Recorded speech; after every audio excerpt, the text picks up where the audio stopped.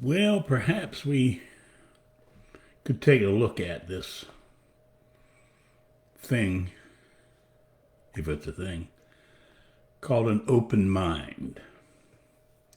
So, if you will allow me to ask you a question and then pause for a few moments.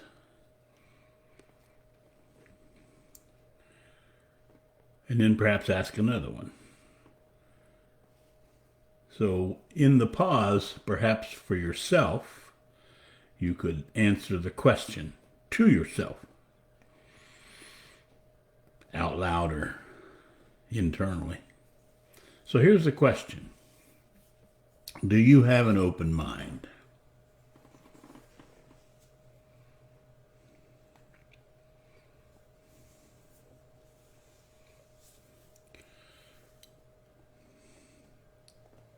So perhaps that's long enough. A pause. I don't know. Hopefully you're still answering the question. Hopefully it's a long answer. So here's my suggestion.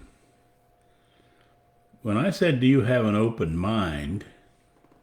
If you said yes, or if you said no, then you have a closed mind. Your mind is closed. It's outside the realm of the ability, well, not the ability, but the actual fact of being open. If you said, well, I don't know, let me take a look at it. Let me see if I can see any part of my mind that might be closed or open, or what my mind is, because I don't know if I have an open or a closed mind. That's an open mind because you look to see the truth of it.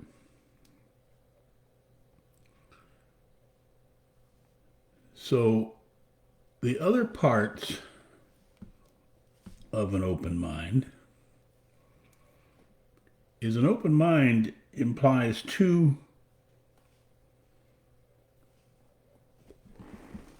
things, if you will, maybe more than two. It implies the ability to enter your mind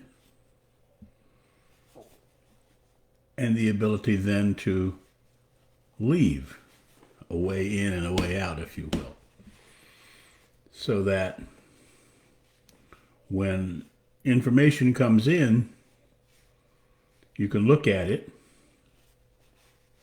observe it, if you will, and allow it to leave.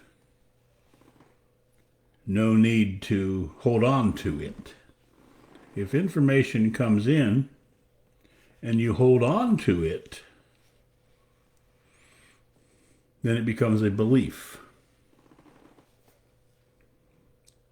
So a perfect question, perhaps, for you to ask yourself is, do you have an open mind? Or maybe even a better thing would be for you to look and perhaps discover that you have not or do not have an open mind. Hello, Jillian. I just saw you there. I don't know how long ago you came in. Welcome. Thanks for being here. So, people with an open mind would never be a liberal or a conservative. They wouldn't be any of those other labels that they put themselves or that we put on ourselves,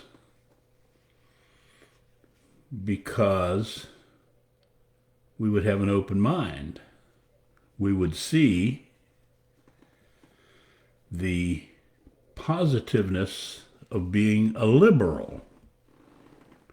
In America, at least here, we call a liberal someone willing to move forward, forward looking, willing to take a chance, willing to step forward. And a conservative, someone who is a little less willing to jump. And in actuality, we need both. There's times when jump is necessary, and there's times when hesitation is necessary. So an open mind would be balanced between the two. It wouldn't be a liberal. It would never be a conservative, either one. It would be balanced right in the middle. When one is needed, then it. When the other is needed, then the other. A liberal is someone who, as I said, would jump forward and jump into things without much due diligence, perhaps. And a conservative is one who would, hold back. So to be either one of those two things would be a mistake, wouldn't it? An open-minded person would also ever be religious, because they would see the religious mind as a frozen mind, because it believes. When you believe something, you freeze your mind in whatever it is that you believe. And once you freeze your mind, then you simply only can, or you can only simply, however that goes, repeat your past, repeat your belief, because belief blocks intelligence. So if you could consider for yourself, ask yourself the question, do you have an open mind? Are you balanced? Which would be an open mind, wouldn't it? It would not do certain things because those things would put you in harm's way. But it would do other things that frees you, allows you to be free. Another word for that is to be perfect.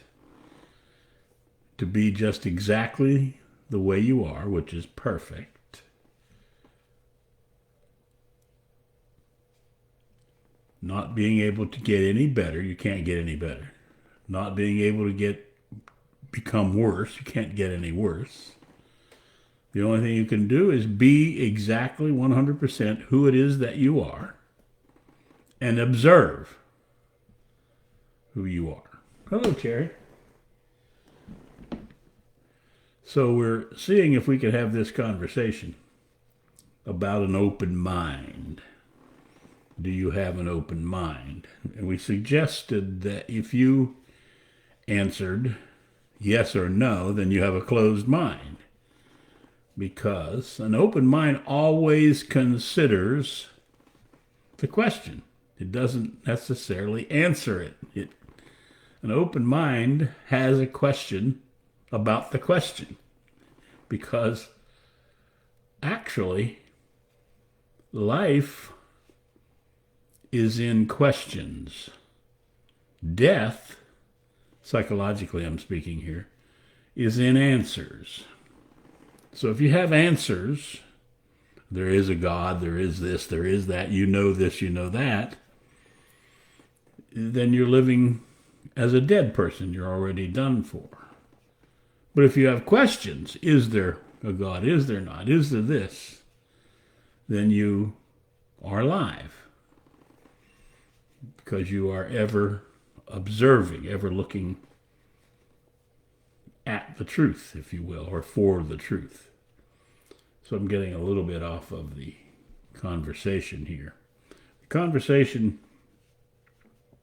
that I cared to have was one that would allow the listener to discover that they actually have a mind closed up like a trap. I mean, like a crab closed down. because they already believe they're a woman, or already believe they're a man, or they believe they're an American, or they believe anything. If you believe anything, then you have a closed mind. Including that if you believe anything, you have a closed, don't even believe that one. That's a huge trap right there.